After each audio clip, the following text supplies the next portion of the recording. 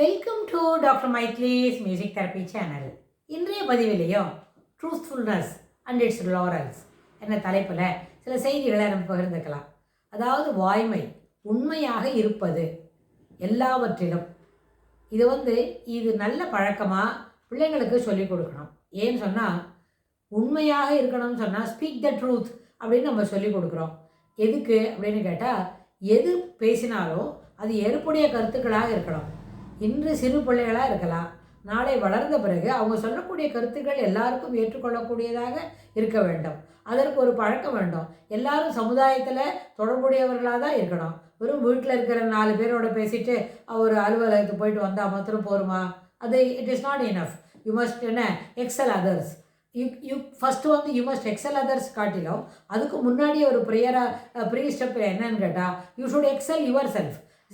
ஒரு 10 வயசு வரைக்கும் இப்படி இருந்தோம், 15 வயசுக்கு இப்படிலாம் மாறினோம் அப்படின்னு சொன்னால், அதுபோல் அடுத்த லெவலில் தன்னை தயார் பண்ணிக்கணும் அப்படின்னு சொன்னால், interaction level, social interaction level அதிகமாகணும். அப்போ அதுக்கு என்ன செய்யணும்? நிறைய பேரோட பழகணும், நிறைய செய்திகளை நம்ம பகிர்ந்துக்கணும், நம்மளும் நிறைய செய்திகள் நம்மளோட பழகிறவங்களுக்கு தரணும். இது எல்லாமே மியூச்சுவல், ஒன்றுக்கொன்று தொடர்புடையது, இன்டர்லிங்க்டு.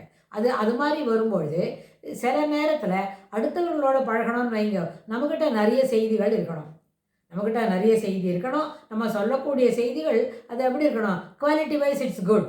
அதாவது இவங்க சொல்லிட்டாங்களா, இவங்க சொன்னால் அந்த செய்தியில் ஏற்புடைய கருத்துக்கள் தான் இருக்கும், அவங்க சரியாக தான் சொல்லுவாங்க அப்படின்ற நம்மளுக்குன்னு ஒரு டேக் வர வச்சுக்கணும். அதுக்கு என்ன செய்யணும்? நிறைய செய்திகளை நம்ம தெரிஞ்சுக்கணும். ஒன்று.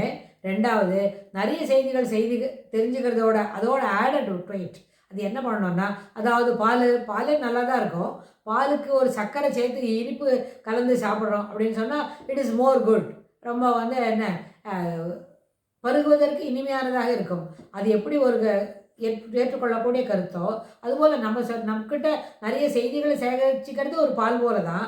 ஆனால் அந்த சேகரித்து கொண்ட அத்தனை செய்திகளும் என்ன பண்ணிருக்கணும்? உண்மையாக இருக்கணும். சொல்லக்கூடிய செய்திகள், அந்த சொல்லக்கூடிய பாங்கு, அதில் நிஜம் விழுறணும். உண்மை அப்படி பிரகாசிக்கணும். உண்மை இட் டாசில்ஸ் வித் ட்ரூத்ஃபுல்னஸ். அப்படி இருந்ததுன்னு வைங்க, நம்ம சொல்லக்கூடிய செய்தியை எப்பொழுதும் எடுப்பாங்க. அதனால் எப்பொழுது நம்ம நிறைய சொல்லணும், நமக்கு சமுதாயத்துக்கு சொல்ல வேண்டிய ஒரு கடப்பாடு இருக்குதுன்னு சொன்னால், அது அத்தனை என்ன செய்தியாக இருக்கணும்? உண்மையான செய்தியாக இருக்கணும், நேர்மையான செய்தியாக இருக்கணும். அதாவது எதுவும் விளையாட்டுக்கு சொல்கிறது இல்லை. ஒரு தேவை சாப்பாடு நல்லா இருக்குன்னா நல்லா இருக்கிறத மட்டும்தான் சொல்லணும். அது எங்கேயோ சாப்பிட்டுட்டு நல்லாவே இல்லை இருந்தாலும் அதை பற்றி என்ன சொல்லணும்? பாசிட்டிவ் கமெண்ட்ஸ் சொல்லணுங்கிறதுக்காக வேண்டி சரியில்லாத விஷயத்த சரியாக இருக்குதுன்னு சொல்லக்கூடியது ஏற்புடையது அன்று. சரியில்லை என்றால் சரியில்லை என்று மட்டும்தான் சொல்ல வேண்டும். அப்போது இதில் இன்னொரு முக்கியமான விஷயம் நம்ம மனசில் வாங்கிக்கணும். ஒரு சரியில்லாத விஷயத்த நம்ம சரியாக இருக்குதுன்னு சொன்னால் நம்மளோட அதை பற்றி ஒன்றும் இல்லை, அந்த ஒரு 2-3 நிமிஷத்துக்கு அதை யாரோ கேட்டுப்பாங்க தான். அப்போ என்ன ஆகும்னு கேட்டால், ஒரு சரியான சமாச்சாரம் எப்படி இருக்குது, சரியில்லாத சமாச்சாரம் எப்படி இருக்குன்றத நம்மளால் ஜட்ஜ் பண்ண முடியலன்னு வி ஆர் பீலிட்டிலிங் அவர் செல்ஃப். நம்மளை என்ன பண்ணுறோம்? நம்ம தரம் தாழ்த்திக்கிறோம். நம்மளுக்கு என்ன செய்ய தெரியலேன்னு ஆகும், சரியாக ஜட்ஜ் பண்ண தெரியலேன்னு ஆகும். ஜட்ஜ் பண்ண தெரியாதது இல்லாமல் ஒரு வகுப்பறையில் ஒரு குழந்தை ரொம்ப படிப்பில் சுட்டித்தனம் குறைவாக இருக்குது. அது கணக்கில் ஒரு 35 மார்க் தான் வாங்குது. அதுக்கே என்னப்படின்னு தேடி கண்டுபிடிச்சி மார்க் போடணுமா இருக்குது ஒரு 35 வாங்கிறதுக்கே. ஆனால் அந்த குழந்தைய நம்ம நல்லா கணக்கு போடுதே, அது சூப்பராக அவங்க கணக்கு போட்டோன்னு வைங்க, பேப்பரை கிழிய வைக்க முடியாது, அப்படியே திருத்திட்டு தான் இருக்கணும் அப்படின்னு சொல்ல மாதிரி சொன்னால் அது நம்ம தவறாக சொல்கிறோம்.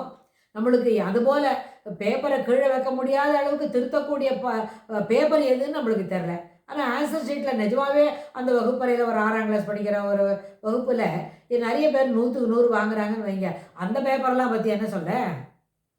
அதனால் ஜட்ஜ்மெண்ட்டு, அதாவது ஒரு உறுதியாக முடிவு சொல்லக்கூடிய செய்தியை எப்பொழுதும் முடிவு ஏற்புடையதாகவும் சிறப்பானதாகவும் சரியானதாகவும் இருக்கணும். சரியான முடிவு தான், ஆனால் அது ரொம்ப என்ன இருக்குது, சப்ஜெக்டிவ் முடிவாக இருக்குதுன்னு சொன்னால் there is no such thing. சப்ஜெக்டிவாக ஒரு டிசிஷன் இருக்குன்றது தனி மனிதனுக்கு. அவன் ஏதோ எந்த கலரில் பேண்ட் வாங்கிக்கிறாங்க, எந்த கலரில் சட்டை போட்டுக்கிறாங்க, இல்லாட்டி போனால் என்ன கலரில் ஃப்ராக் வாங்கிக்கிறோம், அதெல்லாம் it may be quite subjective. ஆனால் அது சப்ஜெக்டிவாக தான் இருக்கும். நிறைய நேரத்தில் சிலவங்களுக்கு பிங்க் கலர் ரொம்ப பிடிக்கும்னா சிலவங்களுக்கு பிங்கை பார்த்தாலே பிடிக்காத இருக்கும். So we cannot help them. But அதுக்கு உண்டானது அதில் நிற்கும். ஆனால் பொது கருத்துக்களை பேசும்பொழுது ஏற்புடைய கருத்துக்கள் மட்டும்தான் செய்யணும். அதனால தான் வள்ளுவர் கூட என்ன சொன்னார், யாதொன்றும் தீமையில்லாத சொல்லல். வள்ளுவர் சொன்னது என்ன, வாய்மை எனப்படுவது யாதெனின் யாதொன்றும் என்ன தீமையில்லாத சொல்லல். அதே மாதிரி ஒரு இடத்துல ஒருத்தன் உண்மையை மட்டும்தான் பேசுவான், உண்மையை மட்டும் பேசுவான், உண்மையை சொல்லின்னு இருப்பான் அப்படின்னு சொன்னால் அது எப்படி எதற்கு தொடர்புடையதுன்னு சொன்னால், அந்த உண்மையை மட்டுமே சொல்கிறது ஒரு என்ன ஒரு கடமையாக வச்சிருக்கிறான் அப்படின்னு சொன்னால், அதுபோல் கடமையாக அதை உண்மை பேசுவது சிறப்பானது அப்படின்னு ஒரு கொள்கை வச்சிருக்கிறாங்க ஒருத்தன்னு சொன்னால், அவனை அறியாமலேயே அவன் தானம் தவம் இரண்டும் சேர்ந்து செய்தவனாக மாறுவான் அப்படின்னு ஒரு திருக்குறளில் சொல்கிறார். அதாவது உண்மை பேசுவது என்ன ஒரு சிறப்பான பழக்கம், அதை தொடர்ந்து செய்கிறான். அதில் அவனுக்கு என்ன கிடையாது, இப்படி பேசினா இதெல்லாம் போய் நிஜம் பேசினா அவங்க அவ்வளோ காசு கொடுப்பாங்க, நிஜம் பேசினா இவங்க இதெல்லாம் வாங்கி தருவாங்க, அப்படி தெர் இஸ் நோ எக்ஸ்பெக்டேஷன். அவருக்கு நிஜம் பேச தெரியும், நிஜம் பேசுகிறாரு, நிஜம் பேசுகிறது அவருக்கு ரொம்ப பிடிச்சிருக்கு, நிஜம் பேசுகிறது அவசியம் நினைக்கிறாங்க. Too many adjectives and attributes is giving to speak the truth. ஆனால் அப்படி இருக்குன்னு சொன்னால் அதில் என்ன இருக்கும், அதனோட கண்டினியூஷன் ஆஃப் ரிசல்ட்ஸ் வருதே, what are all the things we can reap from that habit அப்படின்னு சொன்னால், தானமும் தவமும் இரண்டும் சேர்ந்து செய்த பலன் அவனுக்கு கிடைக்கும். அந்த பலன் அந்த சிறப்புலேருந்து அவருக்கு தொடர்ந்து நன்மைகள் விளைந்து கொண்டே இருக்கும். சிலவங்களுக்கு நிறைய வெளிச்சம் வேணும் அப்படின்னு கேட்பாங்க. என்ன மாதிரி வெளிச்சம் வேணும் அப்படின்னு கேட்டால், மனதளவில் வெளிச்சமாக இருக்கணும். மனது இருட்டாக இருந்துட்டு வெளிச்சமாக இருந்து காரியம் இல்லை. வெளியில் மட்டும் லைட்டு போட்டிருக்கோம், உள்ளுக்குள்ளே எண்ண ஓட்டங்கள் அனைத்தும் என்ன இருக்குது, அனைத்தும் அதில் இட் இஸ் ஸ்மட்ஜஸ், அதுலேருந்து நிறைய மக்கி போன மாதிரி இருக்குது மனம் அப்படின்னு சொன்னால் என்ன காரணம், அதில் பொய்மை குடிகொண்டு இருக்கிறது. அந்த பொய்மையை இருக்கிற அந்த டஸ்ட் இருக்க அந்த தூசு அதெல்லாம் விலக்கிட்டா அங்கே உண்மை என்ற பிரகாசமான விளக்கு எரியும், அங்கே ஒளி பொருந்தும், ஒளி நிரம்பி வழியும். ஒளி நிரம்பி வழியுறதுன்னா என்ன, இட் ட்ரூல்ஸ் ஓவர். அந்த வெளிச்சம் இருக்கே அது அப்படியே ஸ்லிப் ஆகிட்டு எல்லா இடத்துக்கும் போகிறது, அது ரொம்ப அவசியமானது அப்படின்னு. அதனால் வாய்மைக்காக நம்ம சிறப்பு செய்யணும் அப்படின்னு சொன்னால், அது சிறப்பு செய்கிறோம். முதல்ல நம்ம வாய்மையை சிறப்பு செய்யணும் அப்படின்னா, ஐ love to speak the truth, I want to give the facts அப்படின்னு சொன்னால், அந்த ஃபேக்ட்ன்றது சொல்கிற அந்த வார்த்தை நிஜமானதாக இருக்க வேண்டும். ஐ கிவ் த ஃபேக்ட்ஸ் அப்படின்னு சொன்னால், I love to give the ஃபேக்ட்ஸ்ன்னு சொல்லிவிட்டு எல்லா பொய்யும் சேர்த்து சொன்னால் அது ஏற்புடையது அன்று. எந்த இடத்துக்கு போகிறோமோ அந்த இடத்துல அதுக்கு தகுந்த மாதிரி செய்திகளை சிறப்பாக சொல்லணும், நிஜமானதாக சொல்லணும், ஏற்றுக்கொள்ளக்கூடிய செய்திகளாக சொல்லணும் அப்படின்னு சொன்னால், அதுபோல் சொல்லக்கூடிய செய்திகளை சொல்வது பழக்கமாக இருந்தால் கூடவே என்ன இருக்கும், தானம் தவம் இரண்டும் செய்தால் எத்தகைய பலன் எத்தகைய சிறப்பு கிடைக்குமோ அதை தன்னடைவே அவரை அடையும். அதனால் ஸ்பீக் த ட்ரூத் அப்படின்றத, truthfulness is next to godliness என்ற கருத்தை இதில் இங்கே பதிய வைக்கிறோம். இதுக்கு தொடர்புடைய செய்திகளை அடுத்த பகுதியில் பார்க்கலாம். தேங்க்ஸ் ஃபார் வாட்சிங்.